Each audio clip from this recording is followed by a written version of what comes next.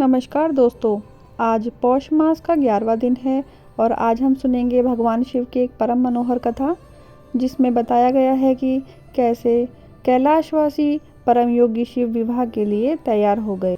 तो आइए कथा का श्रवण करते हैं।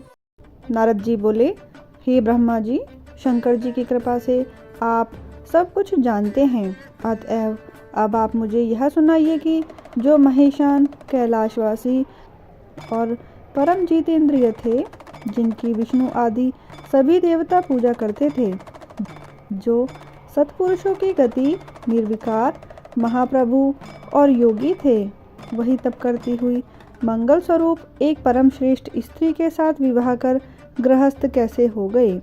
जो पहले दक्ष की पुत्री थी, फिर हिमालय की कन्या हुई, वह सती पार्वती किस प्रकार शंकर जी को प्राप्त हुई। हे ब्रह्मांड, यह सब बात और भी जो हो, वह सब कथा अब आप हमें सुनाइए। सूत जी कहते हैं कि नारद जी के ऐसे वचन को सुनकर ब्रह्मा जी बोले, हे तात, हे मुनिवर्य, सुनो। अब मैं वह शुभ कथा कहता हूँ, जिसे सुनकर मनुष्य का जन्म निसंदेह सफल हो जाता है। पहले मेरे एक संध्या नाम की कन्या हुई, जिसे देखते ही मैं काम से पीड़ित हो गया और मुझे देखकर रुद्र ने धर्म का स्मरण करते हुए मुझे और मेरे पुत्रों के साथ ही बड़ा धिक्कारा और फिर वे अपने स्थान कैलाश को चले गए। तब मैंने शिव जी की माया से मोहित होकर मूर्खतावश अपने पुत्रों सहित उन्हें ही मोहित करना चाहा, परंतु मेरे सारे प्रयत्न निष्फल हुए। तब मैंने निराश होकर पुनः शिव जी की भक्ति की तो उन्होंने बहुत कुछ मुझे समझाया।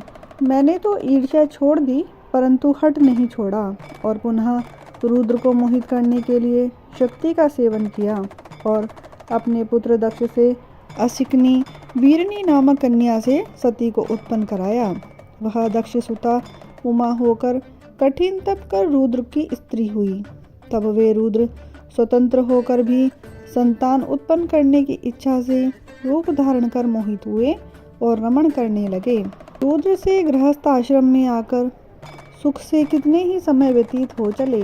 उधर शिव जी की माया से दक्ष को गर्भ उत्पन्न हो गया और वह परम शांत निर्विकारी महादेव जी की निंदा करने लगा। उसने बड़े गर्भ से एक विशाल यज्ञ किया, जिसमें उसने मुझको, विष्णु जी को तथा और भी सभी देवताओं और ऋषि मुनियों को तो बुलाया, परंतु अपने जामृत महादेव जी और पुत्री सती को नहीं बुलाया। इस पर भी एक कौतुक करने के लिए सती अपने पिता के घर गई। वहां यज्ञ में रुद्र का भाग न देखकर और अपने पिता से रुद्र की निंदा सुनकर उन सब की निंदा करती हुई उन्होंने वहीं पर अपना शरीर त्याग दिया। यह सुन देव देवेश ने परम कुपित हो अपनी जटा का एक बाल उखाड़कर वीरभद्र को पैदा कर दिया, जिसने जाकर दक्ष का यज्ञ विध्वंस कर उसका सिर काट डाला तथा उपद्रव किया। समस्त लोकों में अशांति फैल गई। लोग दीन वत्सल रुद्र की प्रार्थना करने लगे। महात्मा महेश ने कृपा कर दक्ष को जिला, फिर सबका सत्कार कर यज्ञ कराया। सती की देह से उत्पन्न ज्वाला जाकर पर्वत पर गिरी, जिससे वह ज्वालामुखी होकर पूजित हुई।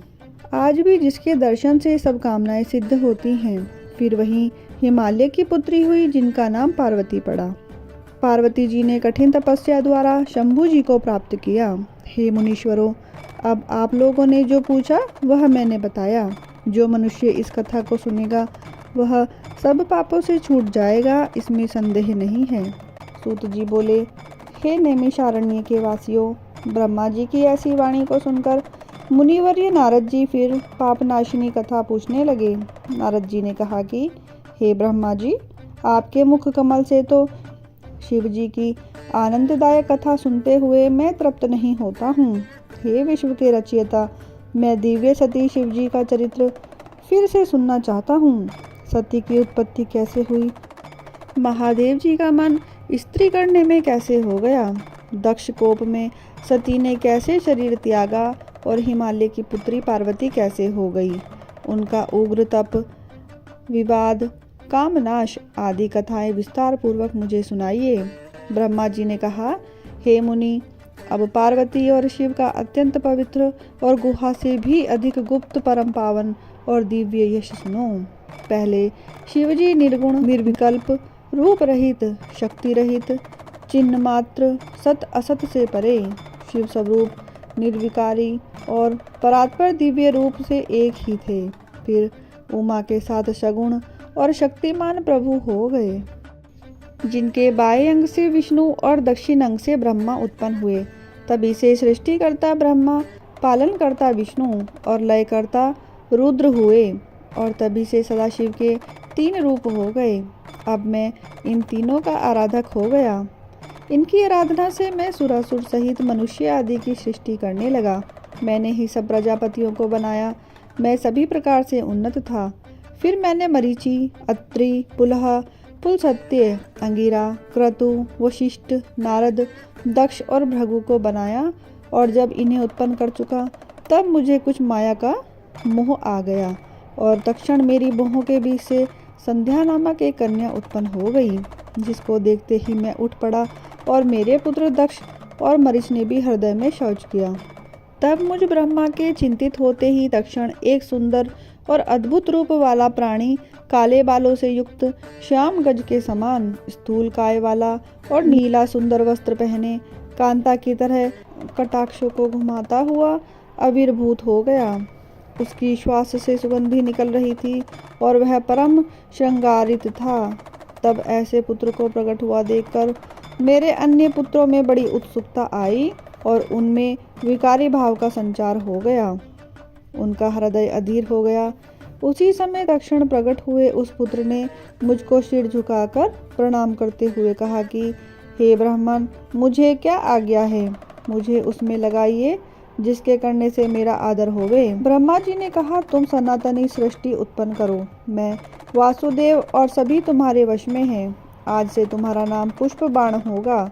तुमसे लोगों में आश्चर्य, सदैव सुख का लक्ष्य और नित्य ही प्राणियों में मद उत्पन्न हुआ करेगा, और तुम इसी प्रकार सृष्टि के प्रवर्तक बनो। मेरे ये पुत्र भी तत्व रूप से तुम्हारे नाम का स्मरण करेंगे। यह कहकर कमलासन पर बैठे ब्रह्मा जी क्षण भर के लिए मौन हो गए। ब्रह्मा जी ने कहा, इसके पश्चात सब मरीचि आदि मुनियों ने उनका यह अभिप्राय जानकर यथोचित नाम रख दिया। उन्होंने कहा कि तुमने उत्पन्न होते ही ब्रह्मा जी का चित्त मंथन कर दिया था, इससे तुम्हारा पहला नाम संसार में मनमत होगा। तुम्हारे जैसा संसार में कोई नहीं है, इससे तुम्हारा दूसरा नाम काम होगा। तीसरा मोहन से तुम्हारा नाम मदन, और चौथा कंदर्प इसलिए होगा कि तुम में बहुत अहंकार है। तुम्हारे समान कोई देवता पराक्रमी और सर्वव्यापक नहीं होगा। तुम्हारे लिए प्रजापति दक्ष एक सुंदर कामिनी स्त्री देंगे, जिसे ब्रह्मा जी उत्पन्न कर चुके हैं, और जिस रूपवती का नाम संध्या है। यह सुनकर उस काम ने अपने 5 बाणों का नामकरण कर तुरंत उनका परीक्षण करना चाहा। हर्षण, रोचन, मोहन, शोषण और मारण, ये 5 नाम हुए, जो मुनियों के भी मोहक थे। उसने इन 5 बाणों को मुनियों पर चला दिया। संध्या भी थी। उसने कहा, अच्छा, इसे तो मैं ही मोहित करूंगी। इतने में काम ने 5 बाणों का प्रयोग कर दिया। मोहन ने ब्रह्मादिक के मन को मोह लिया। सबके मन में विकार हुआ। वे विकृत हुए। सभी बार बार संध्या को देखने लगे। उनके काम की वृद्धि हो गई। मुझ में 49 भाव जागृत हो गए। संध्या में भी विकार आया। वह भी ऋषियों पर कटाक्षपात करने लगी। एक प्रजापति ने भी उसकी इच्छा की। मरीचि, अत्रि और दक्ष आदि सब मुनि इंद्रियों के विकार को प्राप्त हो गए।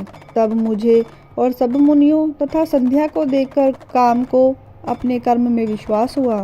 तब पिता और भाइयों की पाप गति को देखकर काम को बड़ा दुख हुआ, और उसने धर्म रक्षक प्रभु शिव जी का स्मरण किया। उसने महेशान की स्तुति की।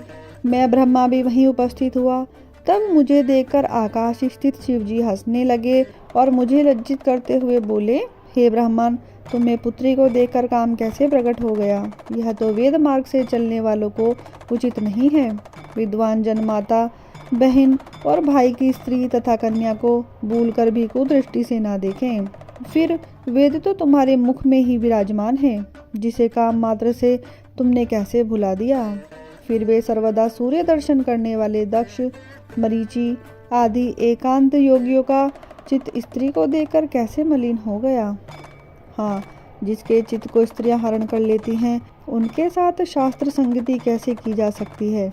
ब्रह्मा जी कहते हैं कि जब लोक पितामह शिव जी ने इस प्रकार कहा तो लज्जा के मारे क्षण भर में मैं पसीने से भीगा रहा।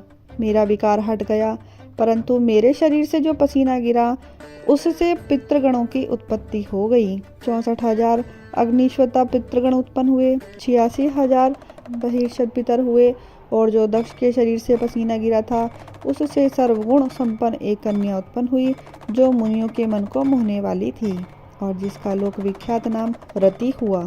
उसे देख क्रतु आदि भी सखलित हो गए और उनसे वीर्य भूमि पर गिरा, उससे अन्य पितरों की उत्पत्ति हुई। इस प्रकार वह संध्या बहुत से पितरों को उत्पन्न करने वाली हुई। इसी समय शिव जी अंतर्ध्यान हो गए और उनके वाक्यों से लज्जित में कंदर्प अर्थात काम से क्रुद्ध हुआ। मेरे क्रुद्ध होते ही काम ने शीघ्र ही अपना बाण खींच लिया और मैं जलती हुई अग्नि के समान जलने लगा। उससे पीड़ित होकर मैंने तथा अन्य ऋषियों ने और प्रजापति ने काम को शाप दिया कि जा, तू शिवजी के बाणों से भस्म हो जाएगा। यह सुनकर रति का पति कामदेव उसी क्षण अपना धनुष फेंककर मेरे चरणों में आ गिरा और पूछा कि आपने मुझे ऐसा कठिन शाप क्यों दे दिया, क्योंकि आप लोग न्याय का अनुसरण करने वाले हैं। मैंने तो आपका कोई बिगाड़ नहीं किया। आप ही ने तो कहा था कि मैं ब्रह्मा और विष्णु तथा शंभु ये सभी तुम्हारे वश में हैं। जो आपने कहा था मैंने उसी की परीक्षा की है। हे जगत पिता, मैं निरपराध हूँ, मुझे ऐसा कठिन शाप क्यों देते हैं। ब्रह्मा जी ने काम को डांटते हुए कहा कि यह संध्या मेरी कन्या है, इसको तुमने अपने काम से लक्षित किया है, इसी कारण मैंने तुझको शाप दिया है। हे काम, अब तुम शांत होकर सुनो कि जब तुम महादेव जी के नेत्र रूपी अग्नि से भस्म हो जाओगे तब समान शरीर को प्राप्त करोगे, और जब महादेव जी अपना विवाह करेंगे तब तुमको शरीर प्राप्त होगा। काम से ऐसा कहकर मैं लोक पितामह अंतर्ध्यान हो गया। सब मुनि और कामदेव भी अपने स्थान को चले गए। नारद जी बोले, हे महापंडित विष्णु जी के शिष्य, हे लोकों के कल्याणकर्ता प्रभु ब्रह्मा जी, यह तो शिवलीला की अमृतमय अद्भुत कथा आपने सुनाई, परंतु इसके पश्चात हे तात फिर क्या हुआ वह भी आप हमें कहिए, क्योंकि शंभू की कथा सुनने की मेरी बड़ी इच्छा है। ब्रह्मा जी ने कहा, हे नारद, जब शिवजी अपने स्थान को चले गए और ब्रह्मा जी भी अंतर्ध्यान हो गए, तब दक्ष जी ने कंदर्प से कहा कि हे कंदर्प, तुम्हारे ही समान गुण वाली मेरी देह से यह रूप गुण युक्त कन्या उत्पन्न हुई है, तुम इसे अपनी भार्या के रूप में ग्रहण करो। हे काम, यह सदा तुम्हारी सहचारिणी और यथा काम तुम्हारे वश में रहने वाली है। ऐसा कहकर दक्ष ने अपनी देह के पसीने से उत्पन्न स्त्री का रति नाम रखकर उसे कंदर्प के आगे कर दे दिया। दक्ष की परम सुंदर पुत्री से विवाह कर काम बड़ा प्रसन्न हुआ। संपूर्ण सुंदरताओं का सदन, ऐसी लक्ष्मी की भांति शोभायमान 12 आभरणों से युक्त, 16 श्रृंगार वाली, सब लोगों को मोहित करने वाली और अपनी शोभा से 10 दिशाओं को शोभित करने वाली ऐसी रति को देखकर काम ने बड़ी उत्सुकता से उसे ग्रहण किया, मानो प्रेम से आई हुई लक्ष्मी को विष्णु भगवान ने ग्रहण किया हो। उस समय काम आनंद के मारे ब्रह्मा जी के दिए हुए शाप को भूल गया और मोहित होने के कारण दक्ष जी से कुछ कह न सका। हे तात नारद, उस समय सुखवर्धक महान उत्सव हुआ। अपनी कन्या को प्रसन्न देखकर दक्ष भी बड़े प्रसन्न हुए। काम भी अत्यंत सुख पाकर सब दुखों से रहित हो गया। दक्ष पुत्री रति भी काम को पाकर अत्यंत प्रसन्न हुई। फिर तो जैसे योगी विद्या को ग्रहण करता है, वैसे ही रति पति कामदेव ने रति को हृदय से ग्रहण किया और रति भी श्रेष्ठ पति को पाकर वैसे ही अत्यंत प्रसन्न हुई, जैसे लक्ष्मी विष्णु भगवान को पाकर प्रसन्न हुई हो। बोलिए मेरे बाबा भोलेनाथ की जय, माँ भगवती अम्बा पार्वती की जय। आशा करती हूँ कि मेरे बाबा भोलेनाथ की ये परम मंगलमय कथा आप सभी तक पहुँचाने का मेरा यह प्रयास सफल रहेगा। अगर आपको मेरी यह वीडियो पसंद आती है तो कमेंट बॉक्स में ओम नमः शिवाय अवश्य लिखें। वीडियो को लाइक और शेयर करें और चैनल को सब्सक्राइब करना ना भूलें। धन्यवाद।